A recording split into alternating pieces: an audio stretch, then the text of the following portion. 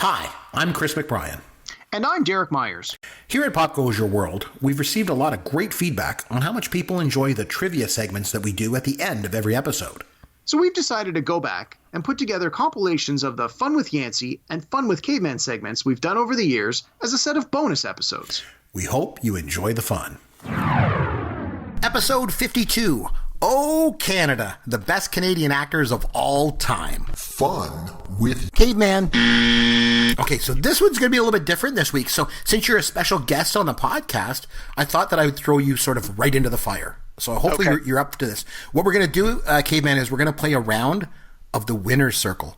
From the I love this. From the $100,000 pyramid.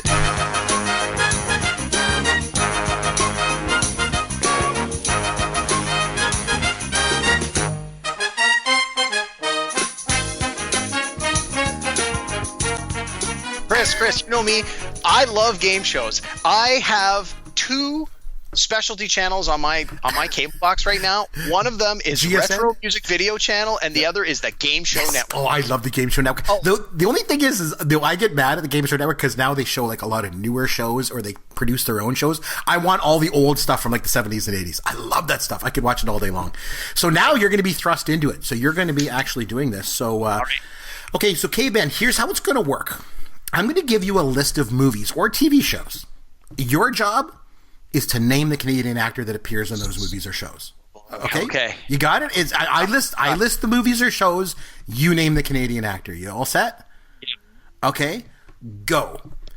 Once Bitten. Earth Girl. Jim Carrey. Very good. Freaks and Geeks. Seth Rogen. Very good. Awake. Factory Girl. Shattered Glass. Jumper. Hayden Christensen. Oh, God, I hate that guy. Ticket to Heaven. Porky's. Police Academy. Mannequin. Big Trouble in Little China. The girl from Sex and the City. What's her name? Kim Cattrall. Yes. A Few Good Men. Flatliners. Kiefer Sutherland.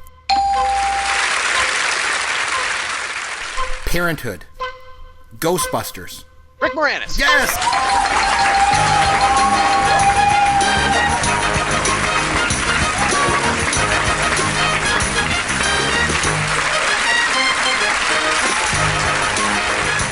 Oh, you're kidding it!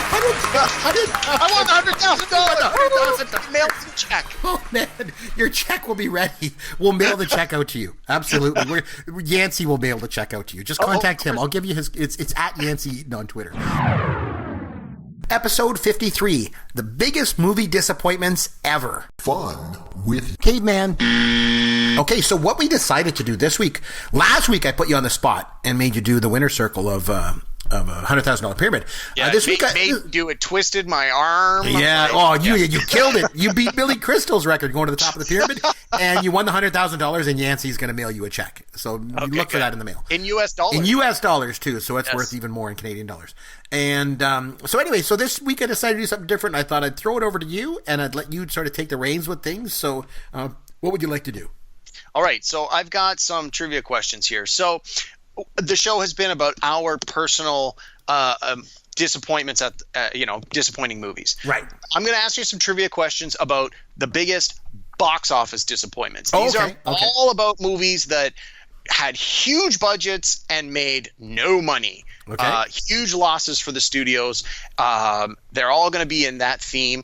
I wasn't sure how difficult to make them, so there's sort of some that are tougher than others. I tried to drop some hints in the questions, but we'll see here. I think you should be able to get most of them, but we'll see. I got 5 questions for you. We'll see how you do.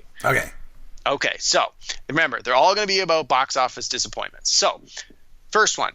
So just because you've got 2 bankable stars that are romantically involved off screen doesn't mean that they should make movies together. And this was painfully apparent in the 2003 romantic comedy starring Bennifer that had a budget of $75 million and only earned a disappointing $7 million. Can you name the movie? Yes, I mean, most people thought it was called Giggly, but it's actually Gigli. That's the one. Oh man, was that bad? That was a big bomb. Oh, that was terrible. All right. Did you ever see the movie? No way.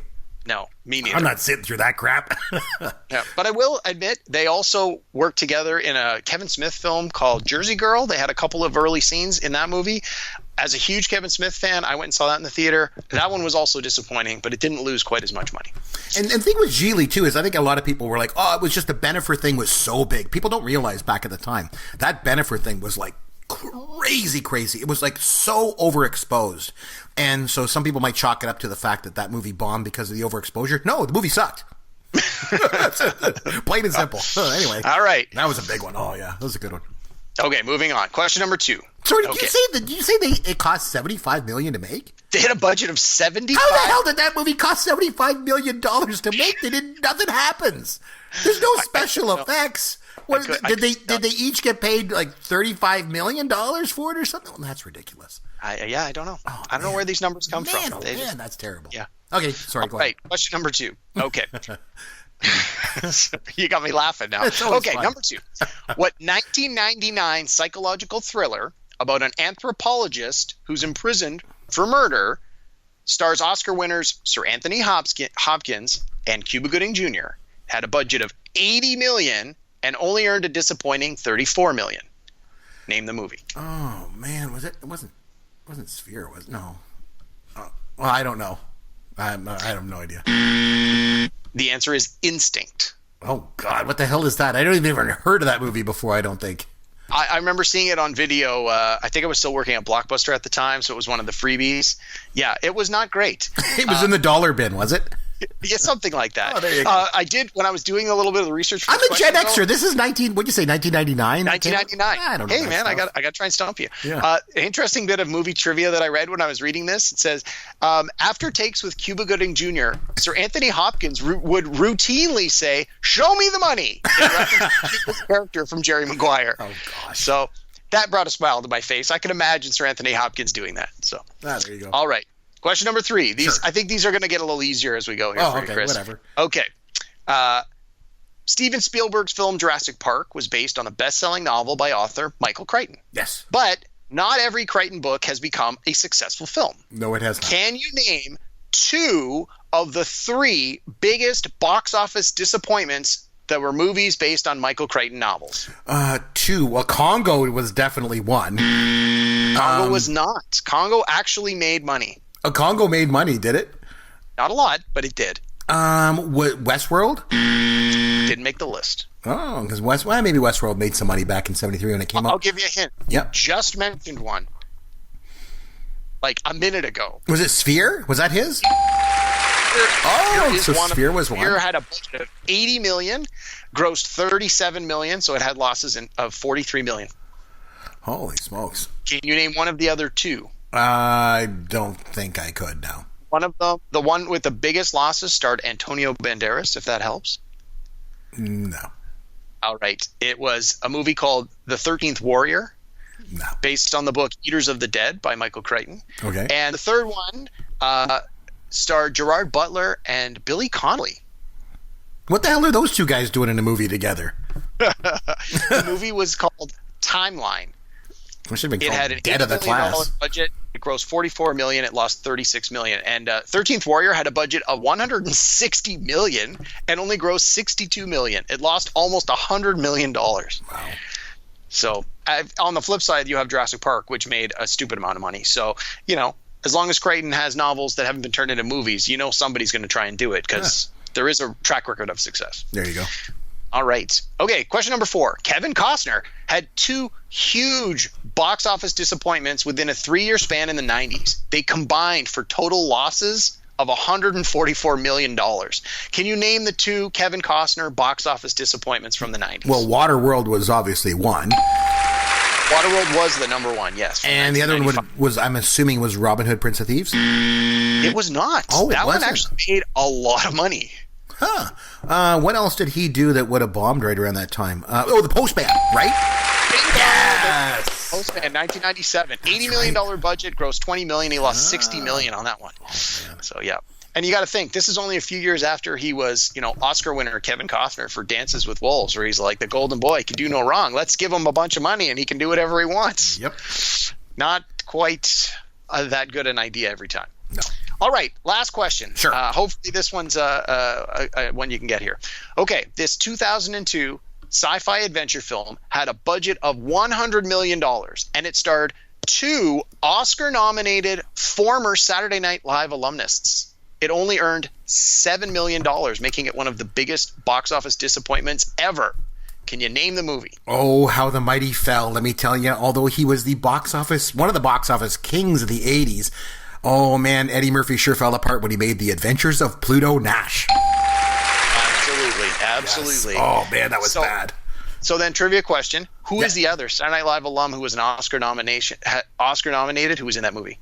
Was Randy Quaid ever nominated? Yeah, Randy Quaid was. Yeah. Ding, ding, ding. There we go. I figured you'd get that.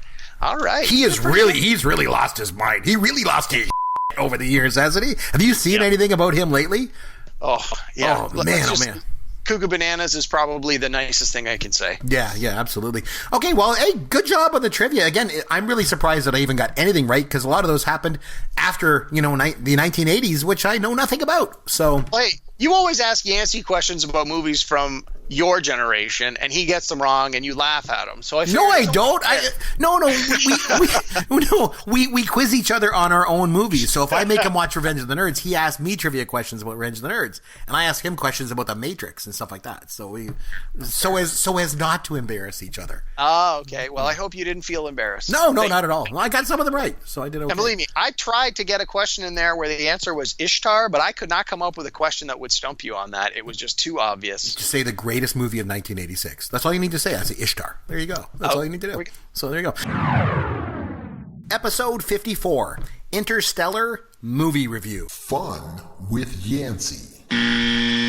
I'm down and I'm ready to do just as mediocre as I always do. So well, what I've done is, again, usually, and by the way, I thought it was interesting. Last week I had Caveman on, as you know, and then he asked me trivia questions. He's like, well, I want to get back at you, because some of them were really hard. And he's like, I want to get back at you because you always put Yancy on the spot and ask him questions about your movies that he has no idea about. And I'm like, whoa, hold on a second. That's not what we do.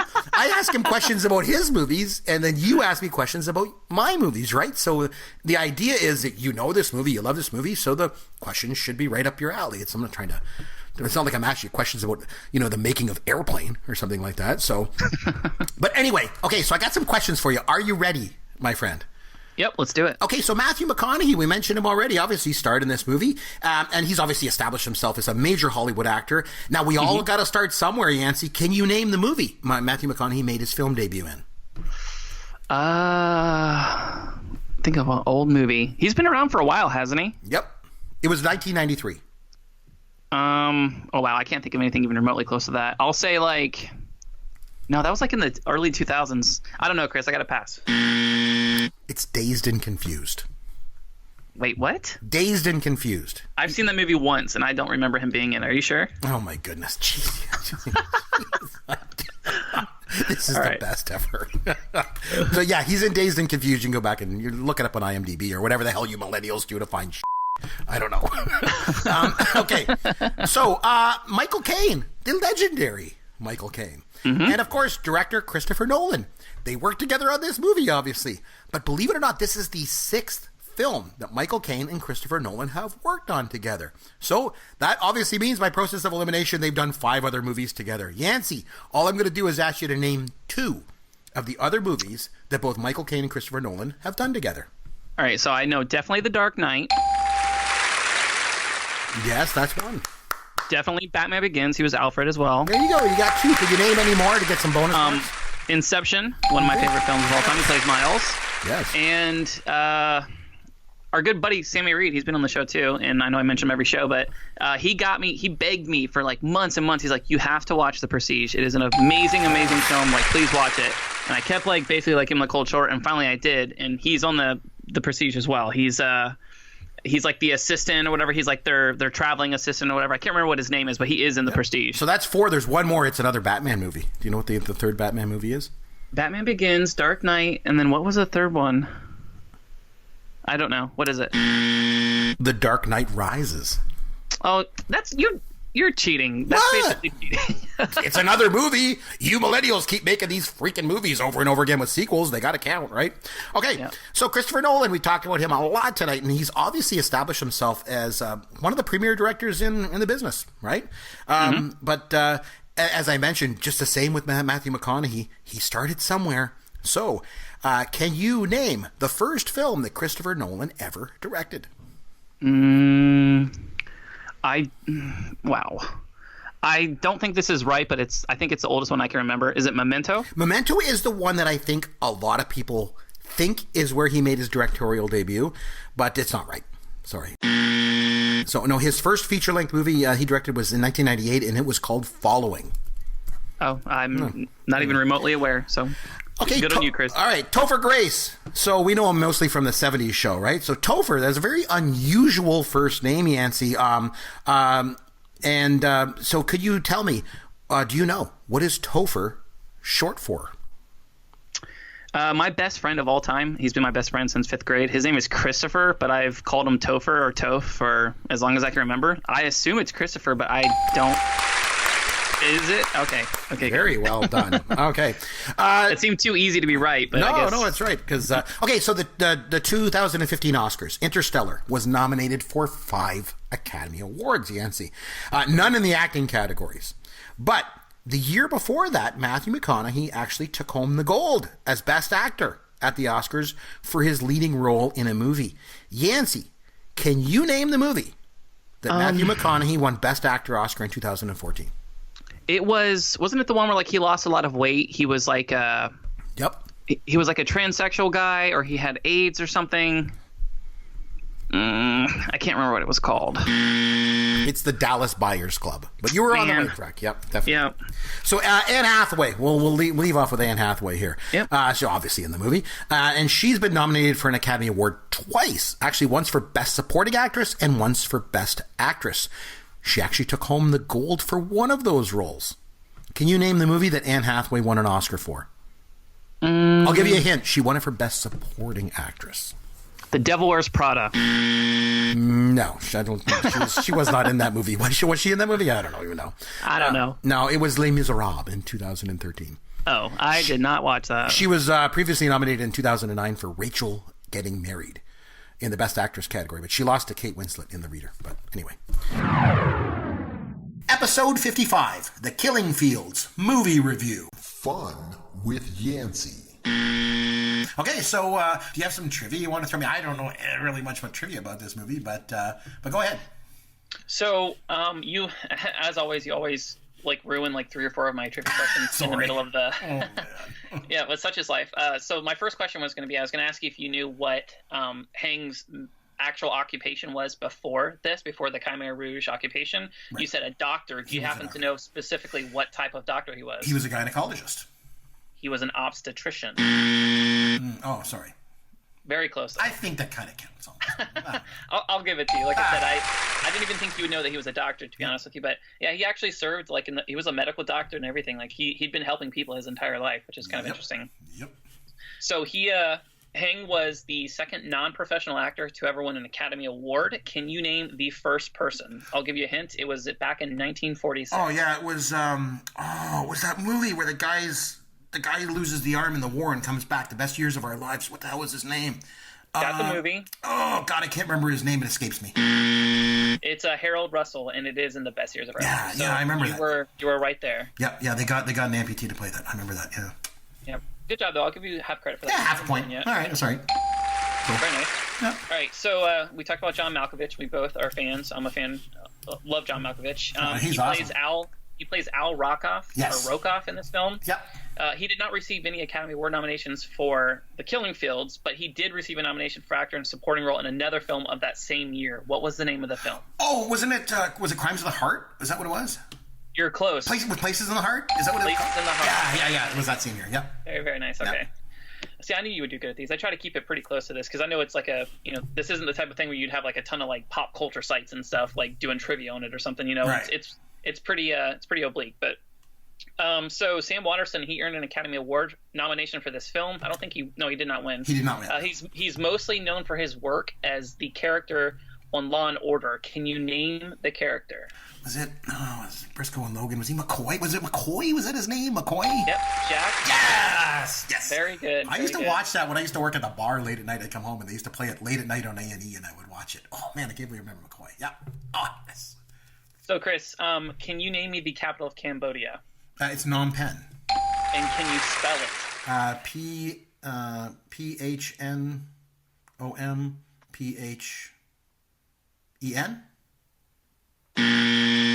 Pretty close. Oh, okay. Pretty close. I think you're one letter off, but I'm going to give you like 90% for that because that's actually pretty good. I was going to ask you first. The question originally was, can you name the capital of Cambodia? But you kept mentioning it during the show, so obviously you knew what the capital was. So they just say, you got to spell it. Now I was like, spell it. So there you go. Okay.